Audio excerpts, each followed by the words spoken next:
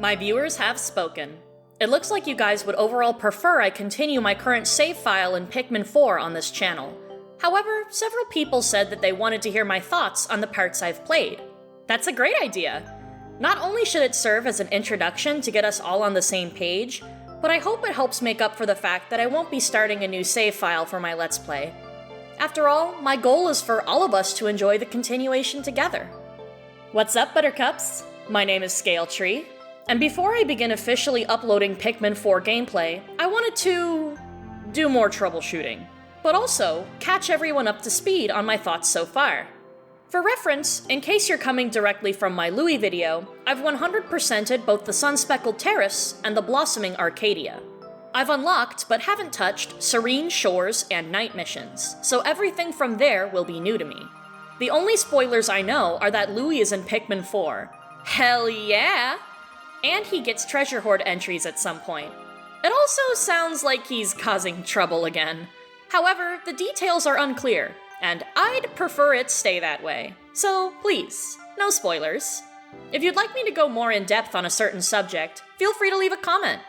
Honestly, even if you have non-Pikmin questions or topics you'd like me to cover, I'd love to have some talking points available for when I record the rest of my playthrough. Anyway, enough preamble. Let's get started. Here's a question for the comments section. Are we in agreement that Pikmin 4 takes place in an alternate timeline? Olimar is raising money to rebuy the SS Dolphin in Pikmin 3, and the games up to that point were chronological. Assuming he succeeds at this mission, why would he fly it by PNF 404, which has crashed his ships not once but twice, and then suggest there's no hope to return home if he already knows that it's the Pikmin planet? It makes no sense. Everything about this cutscene's framing confirms, to me at least, that this is another timeline. One where, during the events of Pikmin 1, Olimar finds Moss, sends out a call for help using his interstellar radio, and humans don't seem to be as long gone. I'm lingering on this because it could have interesting ramifications on my eventual Louis follow-up. How much of what we learn about Pikmin 4 Louis can we apply towards the Louis we know from Pikmins 2 and 3 if this is a different universe? I plan to use Olimar as a litmus test. If he's basically the same guy, I don't think there's a problem. If he exhibits key differences in behavior and or backstory, however, we'll cross that bridge if we get there. Anyway, the part of the tutorial where we play as Olimar is just adorable. It was a great way to get the hang of the controls for riding a rescue pup, and its introduction of the cute little personalities of the Pikmin as they got up to shenanigans in a human house warmed my heart. As for the rest of the tutorial, I don't fault the hand-holdiness for days 1 and 2 because that's to be expected given modern video game standards. However, by day 4 or 5, I was still getting regular cutscenes depending on what I was up to. It got to be a little too much for my tastes as a veteran player, but one of my friends who's new to the series seems to appreciate the extra tutorials. To each their own, I suppose. This is so cool. I mean, I'm a bit bummed that we don't play as someone with their own personality and history like in previous games, but since there are so many characters in Pikmin 4, it's great that we have the ability to create our own little captain to get to know them with. There's a good variety of customization options available, but I do have some critiques. I find it odd that we have no options to separate facial features. What if I wanted to keep the eyes of one face and give them a different nose, or vice versa? Also, why are faces locked behind certain body types? And where are the neutral hair colors? I get having bright, bombastic uniforms for the Rescue Corps, but we have NPCs with gray or brown hair and even a bald head that we can't replicate. At least, not at the point where I am in-game. Black hair would have been a nice option, too. I don't know, it just seems a little incomplete as it is. But don't let this fool you. I love having character customization. I hope it gets expanded later. I was pleased with how intuitive the controls felt. As someone coming in with past Pikmin experience, it was easy to slide into familiar mechanics like throwing with A, whistling with B, and so on. Though I still miss the ability to swarm. The only thing giving me grief is the right stick camera. I acknowledge that this is a me problem, but other titles I've played with the right stick camera implements it in the opposite direction of Pikmin 4's. So, when I try to use it, I inevitably turn the camera the wrong way. To compensate, I use ZL to focus behind my captain, and resort to the stick only when necessary.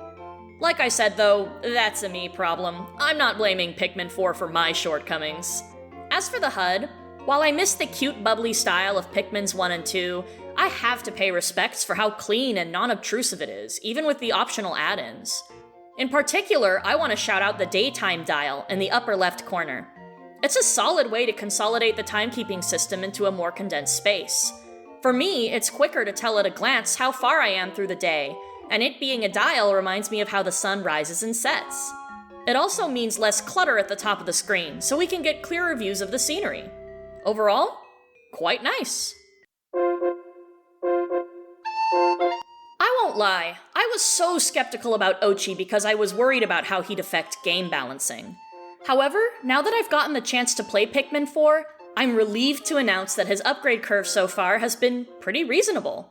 I like that his new abilities are mostly locked behind story progression or puppy points that can only be obtained when rescuing castaways, meaning you can't make Oatchi overpowered right off the bat. The fact that upgrades to his resistances are locked behind a large surplus of materials is a nice touch too. As for playing with Oatchi, I like riding him around, making him charge at enemies and obstacles, and giving him special tasks. In particular, I want to give props to his Catch a Scent command. I've only used it twice, but it's a fantastic Get Unstuck button for when the path to 100% becomes murky. Also, just look at how cute he is! What a darling! This took me by complete surprise when I started playing. My first reaction was just not knowing what to think of a one-stop material, not only to build structures in the overworld and in caves, but also gear and items back at camp. I very quickly warmed up to it though, and now I love it. It's a fun feature that not only encourages further exploration and gives the player more stuff to collect, which is always a bonus in Pikmin, but it also lets us upgrade ourselves at our own pace. It even gives us something else to farm besides Pikmin on housekeeping days when there isn't much else to collect. I'll admit, I haven't been using items all that much so far, but I look forward to experimenting more with them moving forward. All in all, I have no complaints so far. A great addition.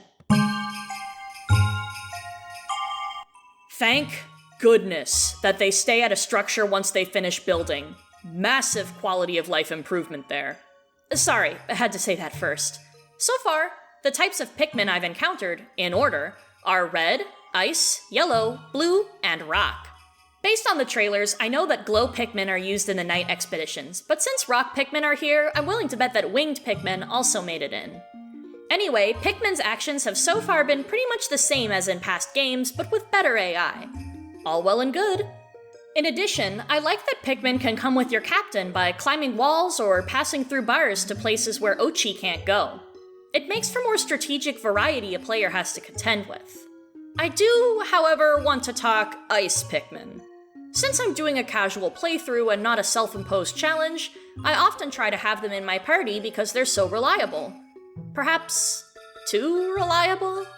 It's good that the developers gave them a lower attack strength, and that so far I've only been able to obtain them underground, but their ability to freeze enemies like living bitter sprays feels a bit OP.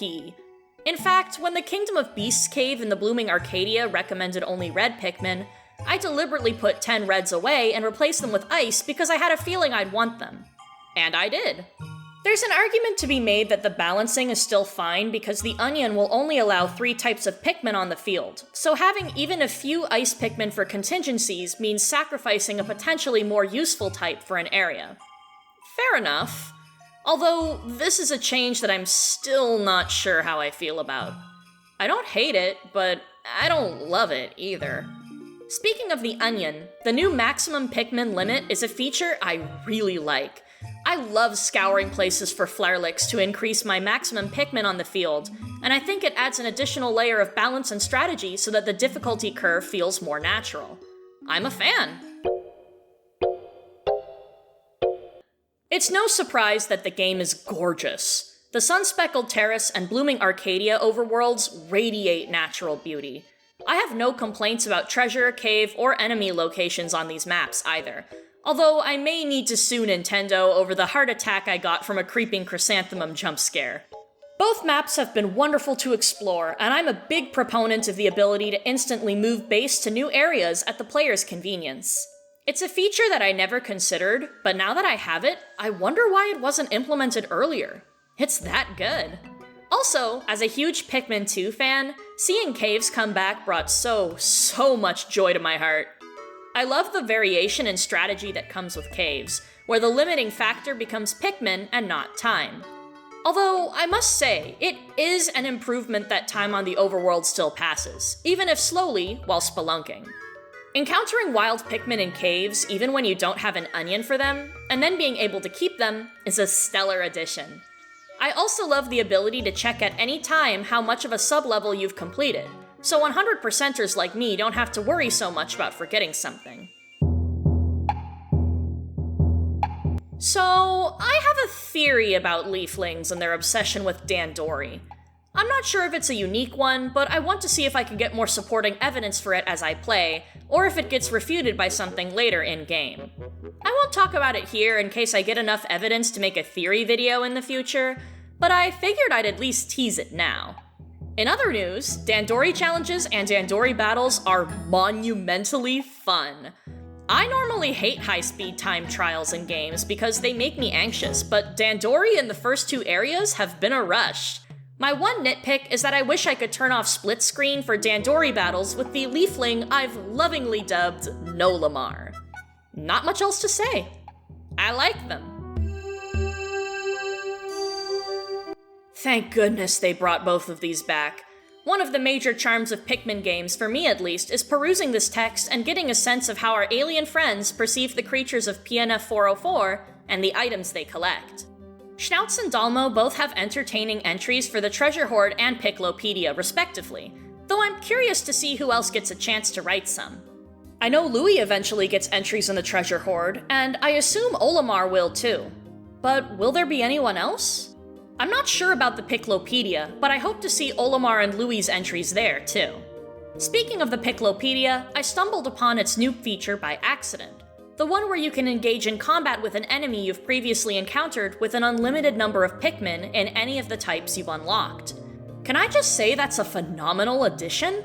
I haven't used it much, but the fact that Pikmin 4 has a training ground that you can use to get better at facing an enemy that caused trouble in the field is severely cool. You know that thing I said in my Louis video about how Pikmin 4 looked like it would have more characters than all of the previous entries combined? Boy, was that an understatement. For the sake of brevity, I'm going to talk about the NPCs that are either Rescue Corps members or ones that do something special besides just offering a side mission. The exceptions are Puddle and Yanni, because I only just saved them and I haven't gotten to know either of them. So, for the rest in rescue order, we have Colin. A dependable and well-rounded guy. He and Shepard have a shared problem with being a bit too hand-holdy for the tutorials, but I didn't find it too upsetting, especially since he seems pretty chill. Colin hasn't truly captivated me, but I like him. He's sweet, and does his job. Irma Shepard. Unlike Colin, I gravitated to her quickly. The fact that she's simultaneously a 99th gen dog training captain and a nervous Nelly with a fear of other creatures is quite amusing. I wonder if she got her job in part thanks to nepotism, but make no mistake, I really like her so far, and when she's not cowering, I think she's fairly capable. Though, again, like Colin, she can be a bit much in the early game. Russ.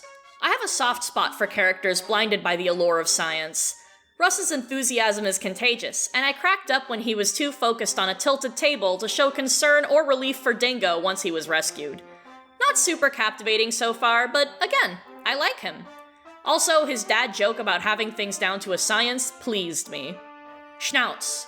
I know in-universe he's a treasure appraiser, but is it just me, or do his Treasure Hoard entries read more like a man appreciating a work of art? His musings are great, but haven't pointed to anything deep about his character yet that I can recall. However, I'd love to be proven wrong if you want to share a favorite Treasure Hoard entry he wrote. As long as it's for a treasure obtained in the first 2 areas, or one of their caves, I'm game. Dingo. What a piece of work, I say affectionately. I find the fact that he's easily flustered by Shepard cute. And his trying to be cool vibe gives me angsty teen energy, even though I'm sure he's an adult. What really piques my interest in Dingo, though, is the fact that he left Bernard, the pilot who I haven't rescued, behind, possibly resulting in Bernard becoming a leafling. I'm so curious to find out what Dingo's reason for doing so could possibly be, since the whole point of the rescue corps is to save people. You know, including each other? As an aside, I have no idea how Dingo functions in a gameplay sense. Oops. Dalmo.